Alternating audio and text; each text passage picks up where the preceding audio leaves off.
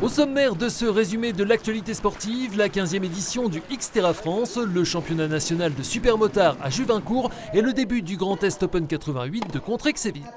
Le lac de Xonru-Longemer, cadre de l'événement sportif du week-end, le Xterra France, épreuve réputée, redoutée et appréciée, micro tendu en plein échauffement à quelques minutes du saut dans le grand bain. Il faut être chaud avant de démarrer, histoire d'être directement au taquet. La première fois que vous venez? Non, ça fait 4-5 fois déjà. La partie vélo est quand même pas si évidente, il y a quelques petits tronçons techniques. En course à pied également, on pourrait vite se tordre la cheville, il faut être vigilant. On va chercher une place de finisher pour moi. Et les vélos assez exigeants et après j'espère qu'il ne va pas pleuvoir. On fait plutôt du triathlon classique on va dire et plus de vélo pour moi mais on va essayer de finir en fait, c'est l'objectif, finir dans les temps. Autre novice sur ce triathlon nature et guest star de l'événement, Julien Absalon. Premier triathlon version tout-terrain, de petites expériences sur des triathlons classiques.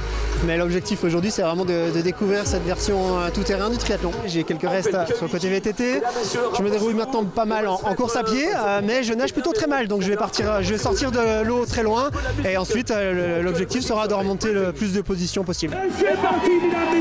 D'autant qu'avec une eau à plus de 24,6 degrés, la combinaison était interdite ce dimanche, de quoi avantager les meilleurs nageurs et handicaper les autres sur cette section longue de 1500 mètres. 550 concurrents au départ de cette épreuve reine, un chiffre en baisse ces dernières années avec moins de têtes d'affiche que d'habitude, la faute notamment à la concurrence du circuit Coupe du Monde Xterra qui a pris ses quartiers au Canada, mais toujours la même ambiance à la sortie de l'eau. Ici, les athlètes élites partis avec 3 minutes d'avance, tel le Vitellois Timothée Auger. Première transition, on enfile casque et chaussures et en selle pour le gros morceau de ce Xterra France, la section VTT, 40 km bien plus long que sur les autres épreuves du circuit et 1200 mètres de dénivelé en 2 boucles avec une longue montée pour rejoindre la Chaume-Francis et une descente très technique taillée pour les meilleurs pilotes. Julien Absalon y signe le 8e meilleur chrono sur 2 roues. Seul en tête durant toute la course, Maxime Chanet, grand favori, deuxième l'an passé, était bien parti pour aller cueillir un nouveau sacre après 2021, d'autant que le Belge Sébastien Carabin semblait un peu plus éprouvé. C'était sans compter sur le retour canon de Nicolas Duré durant les 10 km de trail, le francilien s'imposant au final d'1 minute devant le Niçois. Ouais, une belle victoire, franchement une course bien gérée du début à la fin. J'étais en chasse patate à essayer de rattraper Max Chanet. Et non, franchement une course bien gérée, à pied un peu dur mais c'est comme ça. Je viens d'enchaîner 3 courses en 2 semaines donc ça m'a un peu cassé.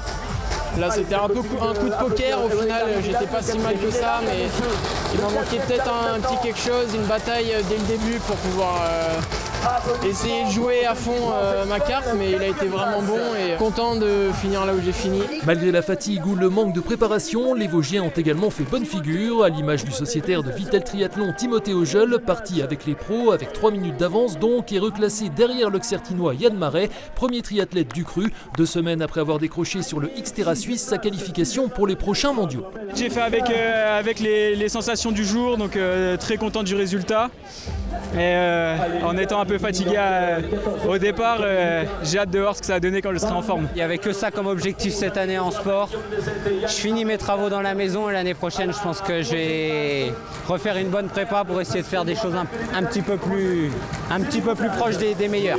Le Cafran Johan Matisse, champion du monde en titre des 45-49 ans, termine 22e, alors que le double champion olympique de VTT Julien Absalon boucle son premier Xterra à la 27e place. Chez les femmes, l'italienne Marta Mendito, déjà lauréate à Xonru en 2022, l'emporte haut la main avec plus de 8 minutes d'avance sur l'Autrichienne Karina Wassel et la Française Emma Ducreux. J'adore l'Xterra France, c'était vraiment la fête et il y a beaucoup de monde sur les parcours. C'était vraiment un plaisir de faire cette course, j'ai vraiment kiffé. Petite pause estivale dans le calendrier du triple effort dans les Vosges avant la grand-messe, le triathlon international de Gérardmer avec 4600 participants attendus les 6 et 7 septembre prochains. Direction le circuit de Juvincourt, cadre ce week-end et comme bien souvent ces dernières années, d'une manche du championnat de France de supermotard. Mélange de courses de vitesse sur bitume et de pilotage typé motocross sur terre. Pas moins de 200 pilotes pour cette 4e manche de la compétition avec dans la plus haute catégorie, Elite S1, la victoire du leader du classement général, le sudiste Steve Bonal, 22 ans, devant le multiple champion de France Sylvain Bidard et le réunionnais Raphaël Payette. Suite du championnat dans 3 semaines à Saint-Amand-Colombier dans le Cher. Une actualité sportive également marquée par le coup d'envoi du Grand Est Open 88 de Contrexéville, le 3e tournoi français de tennis féminin sur terre battue doté de 125 000 $, membre du circuit WTA qui regroupe les 90 plus grandes compétitions au monde, fête cette année ses 30 ans avec un important contingent tricolore. Tsitsansoa Rakotomanga Rajaona, ici à l'image, s'est incliné au premier tour ce lundi face à la brésilienne Laura Pigossi. Il reste 10 joueuses françaises dans le tableau final, mais pas la révélation du dernier Roland Garros, Loïs Boisson. C'est compliqué pour elle de gérer la pression médiatique, donc elle préfère partir à l'étranger. Bon, c'est un peu décevant pour le tournoi, mais ça peut se comprendre. Et puis sinon, toutes les autres Françaises sont là, donc là on est ravis. Hein. On a Léolia Jean-Jean, on a Elsa Jacquemot, il y a Amandine Hesse, que les gens connaissent bien aussi, Varvara Kracheva, membre de l'équipe de France.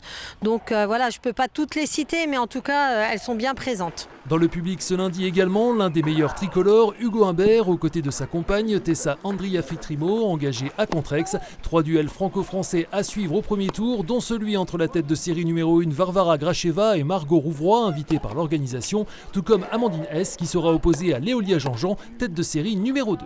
Nous y reviendrons exceptionnellement ce mardi dans notre émission Côté Sport, enregistrée à Contrexéville, avec notamment le président de l'association Éric Perrusso, le triathlète Timothée Augeul et Valérie Tuaillon de Vosges Matin. Première diffusion ce mardi donc à 19h.